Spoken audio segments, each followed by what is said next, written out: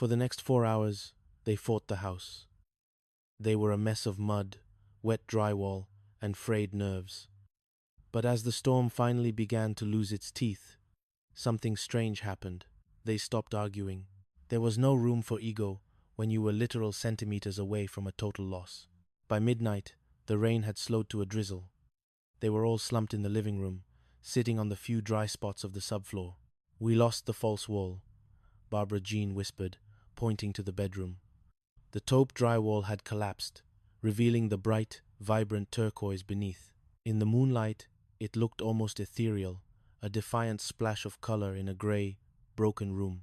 Reba looked at it for a long time. Then she looked at her family, wet, exhausted, and covered in grit. "You know what? Let it stay. If a buyer doesn't like the turquoise dream, they don't deserve this house." Chapter 14. The Real Cost of Stones. The morning after the storm brought a devastating realization. The roof needed to be replaced. Entirely.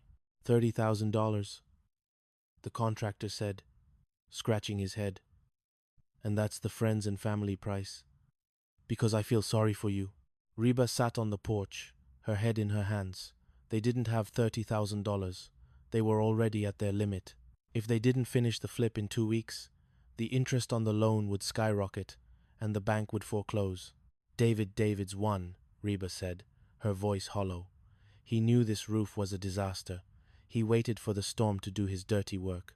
Van walked out, unusually quiet. He sat next to her, looking at the street where the black Porsche was parked once again. David was waiting like a vulture. "Mrs. H," Van said, "I have something. It's not much, but it might get us over the finish line." He held out a small, velvet-lined box. Inside was a gold championship ring from his college football days. "Van, no," Reba gasped. "That's your most prized possession. You told me you wanted to be buried in that ring." "I did," Van said, his voice steady. "But I realized something last night, during the storm. I don't need a ring to prove I have stones. Standing in that attic with you, fighting to save this dump, that was the real game. And I'm playing for the heart team now." Reba felt a lump in her throat she couldn't swallow. She took his hand, the one that had held the crowbar so clumsily, and squeezed it. "We're going to win this, Van. Not for the money, for the team." Chapter 15. The Open House. 2 weeks later, the house was a miracle. The new roof gleamed in the sun. The interior was a perfect blend of Reba's neutral sophistication and Barbara Jean's friendly, Texas warmth. And yes, the turquoise dream remained a vibrant secret in the back bedroom. The open house sign was in the yard. Reba stood at the door, her red hair perfectly coiffed, her heart racing. David's was the first one through the door. He looked around, trying to find a flaw. He checked the corners for mold. He tapped the walls for hollow spots.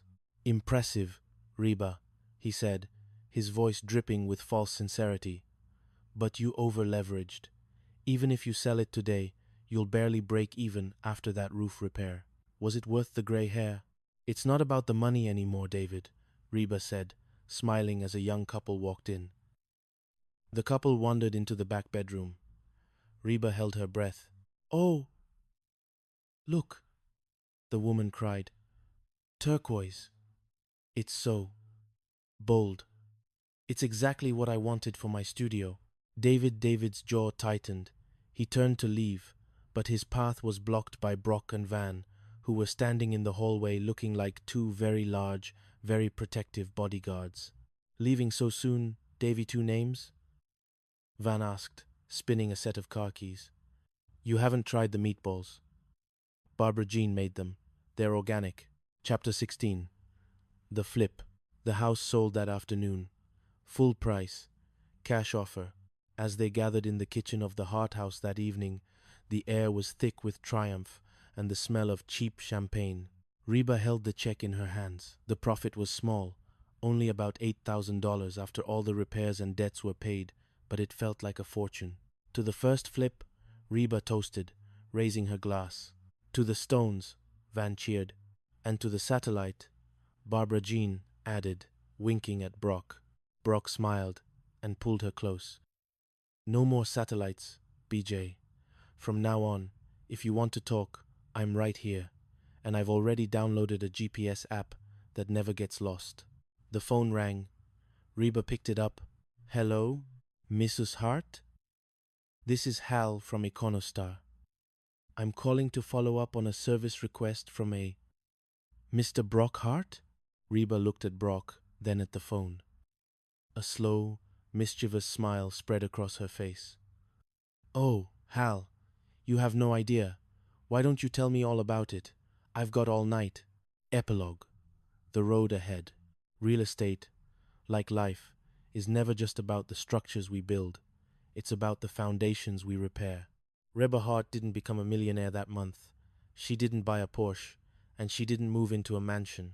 But as she sat on her own porch, watching the sun set over a neighborhood she had helped improve, she realized she was the luckiest woman in Texas. She had a partner with credit, a daughter with a designer's eye, mostly, and a family that could survive any storm.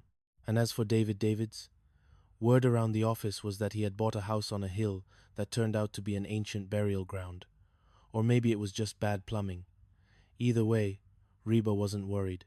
She had the map to her own heart, and for the first time in a long time, she knew exactly where she was going. The Heart of a Survivor, a novel based on the life of Reba Hart. Chapter 1. The Barbecue of Despair. The Houston sun was an oppressive weight, a humid blanket that smelled of charcoal, lighter fluid, and the faint, sweet scent of blooming jasmine. Reba Hart stood on her back porch, her hand shielded against the glare as she watched her ex-husband, Brock, flip a burger with the kind of practiced enthusiasm usually reserved for heart surgery. This was the 15th barbecue of the season, or maybe it just felt like it. In the world of the Harts, the lines between family time and organized chaos had long since blurred into a smear of suburban domesticity that Reba sometimes found harder to navigate than her divorce. I found you a man, Reba. Barbara Jean's voice chirped from the picnic table, cutting through the sizzle of meat. Barbara Jean, the woman who had replaced Reba as Brock's wife, was currently wearing a sun hat the size of a satellite dish and a smile that was dangerously sincere. Reba didn't turn around. She didn't need to. She could picture the exact shade of lipstick Barbara Jean was wearing. Barbara Jean, if this is another one of your fixer-uppers, I'm going to need you to reconsider our friendship. And by reconsider, I mean end it. Oh, hush. He's lovely, Barbara Jean insisted, fluttering a printout from a dating website. He's a widower. He loves cats. And he's a professional spoon player. He's 80, Barbara Jean, Reba said, finally turning around. He was barbecuing for the 15th time when I saw him last. I'm not dating your grandpa. You missed the boat anyway, Barbara Jean sighed, her face falling into a tragic mask. He ran off with his day nurse. Well, not so much ran as shuffled. But the point is, Reba, you're stagnating. Your romantic life is a desert, and I am the irrigation system. Reba rolled her eyes, her gaze drifting to her daughter, Cheyenne, who was currently trying to convince her husband, Van, that a latte was a sensible investment. Dating is when two people who like each other go out in public, Cheyenne explained to Van, as if she were teaching a golden retriever how to do long division. And they're called a latte because they cost a lot, Van. Keep up. Van nodded solemnly, his brow furrowed in deep concentration. Right, latte. Cost a lot. Got it. Hey, Mrs. H? When you asked me to watch Elizabeth while I went to the store to get her some orange juice, I didn't think you meant in Florida. Reba blinked. Van, the store is 3 blocks away. How did Florida enter the conversation?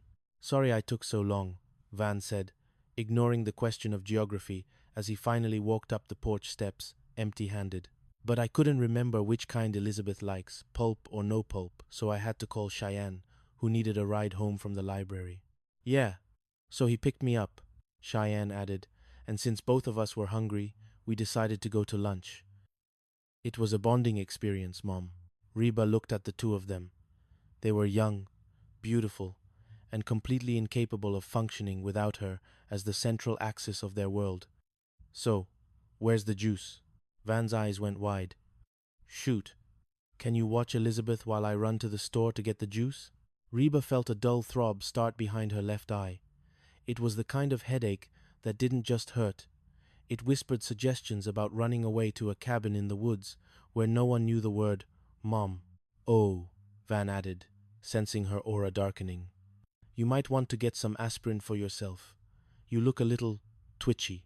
Chapter 2. The Digital Soulmate. Why do I need aspirin? Reba muttered to the empty kitchen 10 minutes later. She was elbow deep in dishwater, the sound of the television in the other room providing a frantic soundtrack to her life. Guys, will you please tell Miss 19th Century here that online dating is a great way to meet compatible men? Barbara Jean's voice drifted in from the living room, where she had cornered Cheyenne and Van. Reba dried her hands on a dish towel and walked into the lion's den. If the computer picks a man for me based on my interests, the only result is going to be a man who wants to be left alone in a quiet room with a glass of wine and a do not disturb sign on the door. At least take a look, Cheyenne pleaded, holding her laptop like a sacred relic. I mean, one of these guys could be your soulmate. Look at Steve. He's a mortician. He's stable. People are literally dying to see him. Or Greg, Van suggested, pointing at the screen. He's a prison guard. He knows how to handle tough crowds. That's a plus in this house. Or Jorge, Barbara Jean added, her eyes sparkling. He works at the zoo. Oh, that guy's a keeper. A zookeeper. Get it? Okay, yeah. Reba snapped, her patience finally fraying like an old rope. You know, maybe you should date him, Mom. It might put you in a better mood. Reba froze. It was Jake, her youngest, leaning against the doorframe with a smirk that was far too sophisticated for a boy his age.